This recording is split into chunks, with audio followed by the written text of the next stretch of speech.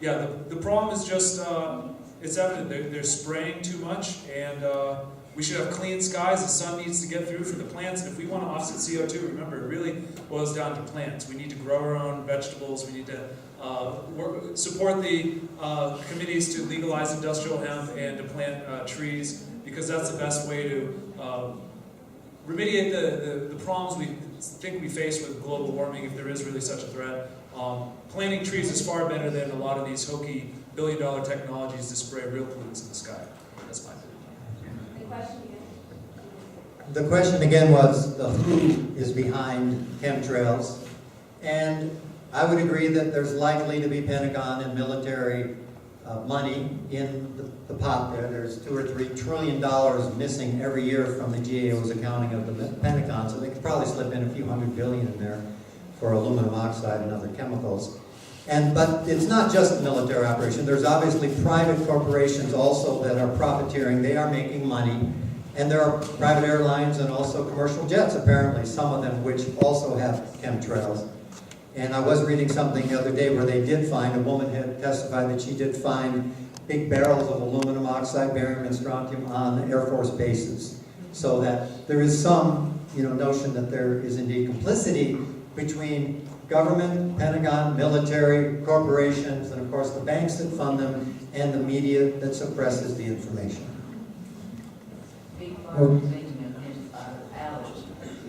If I may say, we have a very nice guest here. His name is Paul. He organized a coalition in Sedona, some of you may know, called the Northern Arizona Skywatch. And they've been discussing and having meetings about this for about 4 years. So, Paul, you want to say something? Absolutely. Actually, it's been Would you like about to 2 join years. us? Let's give a good hand for Paul.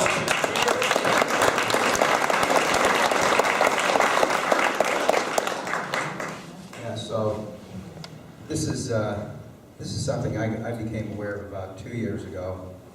I was looking outside my window in the village of Oak Creek one morning, and it was otherwise a beautiful blue sky, but there was a great big cross, like right in the middle of it. And that looked kind of odd to me. And then as the day went along, it became a grid. And I'm sure you've all seen that grid and what it looks like. And so I started my journey of research. I ended up becoming friends with some others who were interested in trying to do something about it. We started a couple of different groups, but in the end, I'm part of a group called the Northern Arizona Skywatch with my friend Ann. What's your last name? Ann Crossland. And anyway, so we've been doing research for about 2 years. We started talking to a couple of legislators, and they said, if you're going to try to go into the legislature and create some kind of an initiative that we would vote on, you got to build a real strong case. You got to build facts. You got to build a story. And so we said, okay, we'll start doing that. And that's what we did. And the more research we did, and the more facts that we dug up, the more we realized that this is something that goes way beyond the legislature, way beyond the administration, way beyond the Supreme Court. It's something that goes to very deep black operations types of groups that are, that frankly don't have very good intentions. And as I say, the more you dig, the more hideous it becomes. So we eventually came to the realization that any legislative initiative that we might attempt would be in vain. The doors are closed in Congress. The doors are closed at all of the various agencies that are involved in this. And my guess is that it's being fueled. We calculated one time that to have the number of planes flying in the sky, dropping these chemicals around the world every day, runs into the trillions of dollars. It doesn't run into the millions or the billions. That's what it costs. So where that money comes from, everybody, I'm sure has their own guess. But nevertheless, if you ask who is doing it, why are they doing it, I would say that it's definitely the military. The U.S. Air Force is probably at the top of the pyramid. From there it goes down to the various corporations, the various banks, and I was so excited, when I heard about Nico's initiative, because we realized that there wasn't much we could do other than, just network with other groups and try to build awareness, and hopefully, there'd be some large number of people that just get pissed off and try to do something about it.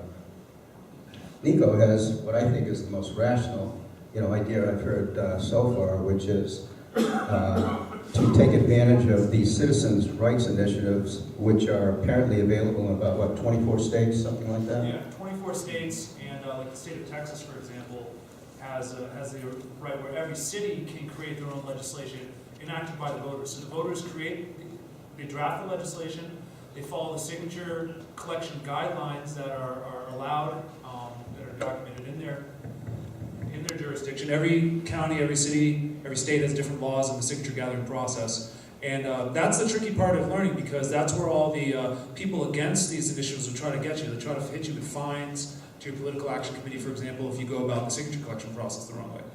But I do know quite a bit about the Arizona signature collection process. I've worked in the state a number of years. And it's a process that's very reasonable, and even on just the citywide, we could redraft initiative to have like a clean skies bill that simply says we do not allow them to do cloud seeding here, and that's what they were doing in Mount Shasta. But in a county like Pima County, it would make more sense to do like a citizen grand jury action, where 6 states in the country have the right to citizen grand jury. So the idea is if we can't get through the courts in the normal fashion, we set up this legal entity called citizen grand jury. And I don't know everything about it, but I'm sure we can find some constitutional lawyers who can fill us in. Oh, great. And the goal at that point, would be to, create this jury, present the evidence, and get the court's approval to go into Evergreen facility, which is the major facility that produces these down in Pima County, and look at the stuff that they're spraying, and then, from there, they should be able to make some arrests if they can prove that it's very toxic. And so the initiative process allows us to bypass the legislature. And it's not very complicated, but it does deserve our attention. And my goal is to build a coalition with people that want disclosure on geoengineering, and people from other groups like the Label GMOs folks. I'm very closely tied in with, I'm actually the treasurer of the Label GMOs group, starting in Tucson for a statewide initiative.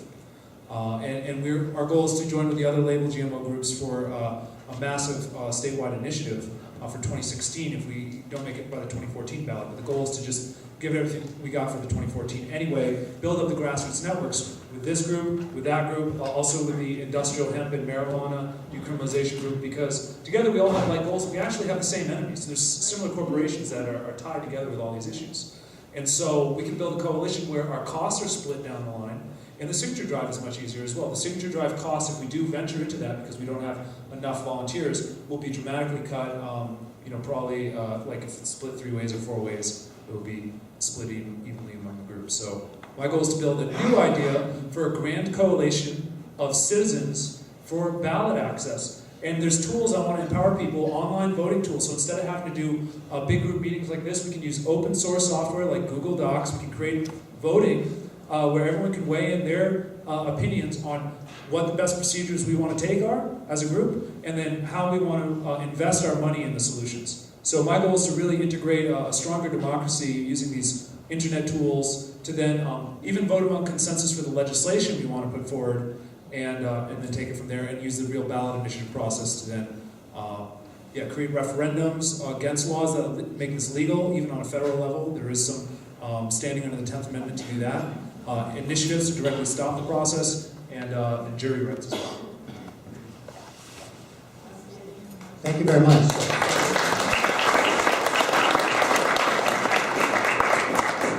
Just a few things to add to the initiative process, which is the carefulness in which one must write those initiatives